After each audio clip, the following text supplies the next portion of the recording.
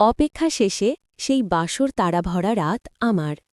সারাদিন ধরে চলতে থাকা বিয়ের অনুষ্ঠানের ব্যস্ততা, হাসি ঠাট্টা আর আনন্দের কোলাহল যখন থিতিয়ে এলো, ঘড়ির কাঁটা তখন মধ্যরাত ছুঁয়েছে।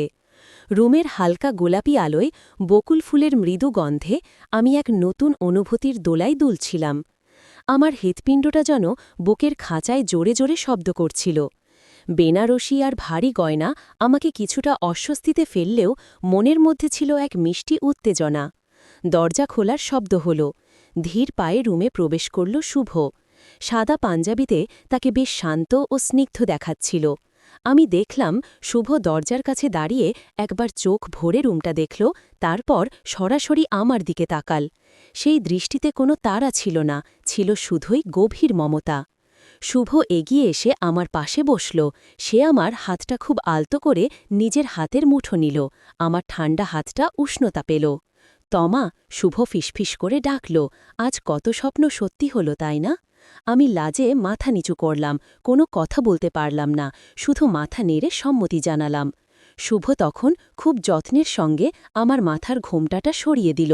সে হাসি মুখে বলল, আমি জানি সারাদিনের ধকল শেষে তুমি ভীষণ ক্লান্ত, এই মুহূর্তে আরামটাই তোমার বেশি প্রয়োজন। সে আলতো করে আমার কপালে একটা চুমো আঁকল, যা ছিল শুধুই নির্ভরতা আর স্নেহের প্রতীক। তারপর বলল, শোনো, আজ আমাদের প্রথম রাত। এই রাতটা কেবল দুটো শরীরকে কাছাকাছি আনার রাত নয়, বরং দুটো আত্মাকে এক করে নেওয়ার রাত। আমি চাই না তুমি কোনো রকম অস্বস্তিতে থাকো। এই সম্পর্ক, আমাদের পথ চলা, সব কিছুর জন্য আমাদের হাতে অনেক সময় আছে। শুভ বিছানার পাশে রাখা জলের জগ থেকে দুজনের জন্য জল ঢালল। এক গ্লাস আমার দিকে বাড়িয়ে দিয়ে বলল, বিয়ের সব রীতিনীতি, সব নিয়মকানুন শেষ হল। এখন থেকে আমরা স্বাধীন। এই যে দেখো, চাঁদটা আকাশে কত সুন্দর করে হাসছে। চলো আমরা দুজনের বন্ধু হই, আস্থা হই, আগে সব কথা সেরে নি, যা এতদিন বলা হয়নি। শুভ তখন নিজেই আমার পাশে বসে আমার কানের দুল, চুড়ি ও মালাগুলো খুব সাবধানে খুলতে সাহায্য করল। তার স্পর্শে ছিল গভীর শ্রদ্ধা ও মনোযোগ। জানতে চাও আমি কেন তোমার সঙ্গে বিয়ে করলাম? শুভ হেসে জানতে চাইল। আমি মাথা ঝাঁকালাম।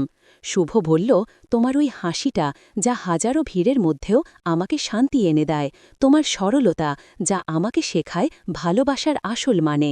আমি জানি আমরা হয়তো অনেক দিক থেকে আলাদা, কিন্তু আমাদের ভালোবাসার শক্তি সব দূরত্বকে মিটিয়ে দেবে। এই কথাগুলো শুনে আমার চোখ ভরে জল এলো। এই প্রথম আমি অনুভব করলাম আমার স্বামী শুধু আমাকে কাছেই নয়, বরং আমার মনটাকেও বুঝতে চায়। এই মানুষটা সত্যি আমাকে ভরসা দিতে এসেছে। আমি তখন শুভর হাতটা চেপে ধরে বললাম, শুভ, আমি খুব খুশি যে তুমি আমার পাশে আছো। আমার সব ভয়, সব দুশ্চিন্তা তোমার এই কথাগুলোই দূর হয়ে গেল। আমরা দুজন আরও কিছুক্ষণ হাতে হাত রেখে বসে রইলাম। নিজেদের ছোট ছোট স্বপ্ন, জীবনের লক্ষ্য আর ভবিষ্যতে কি করতে চাই তা নিয়ে কথা বললাম। রুমের মৃদু আলোয়, ফুলের মিষ্টি গন্ধে আমাদের হৃদয়ের বন্ধনটা যেন আরও দৃঢ় হল।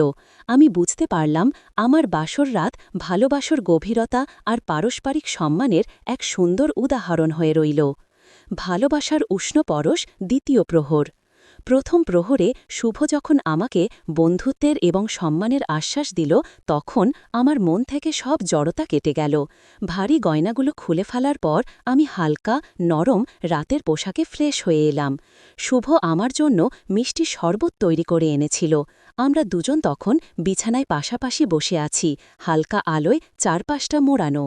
শুভ হাসি মুখে শরবতের গ্লাসটা আমার দিকে এগিয়ে দিয়ে বলল, বিয়ের প্রথম উপহার, নিজের হাতে বানিয়েছি। আমি হেসে গ্লাসটা নিলাম, খুব মিষ্টি। তোমার হাসির মতো মিষ্টি কি আর কিছু আছে? শুভ পাল্টা প্রশ্ন করল, চোখ দুটোতে ভালোবাসা উপচে পড়ছে। আমি সামান্য লজ্জা পেলাম, কিন্তু এবার আর মুখ লুকালাম না।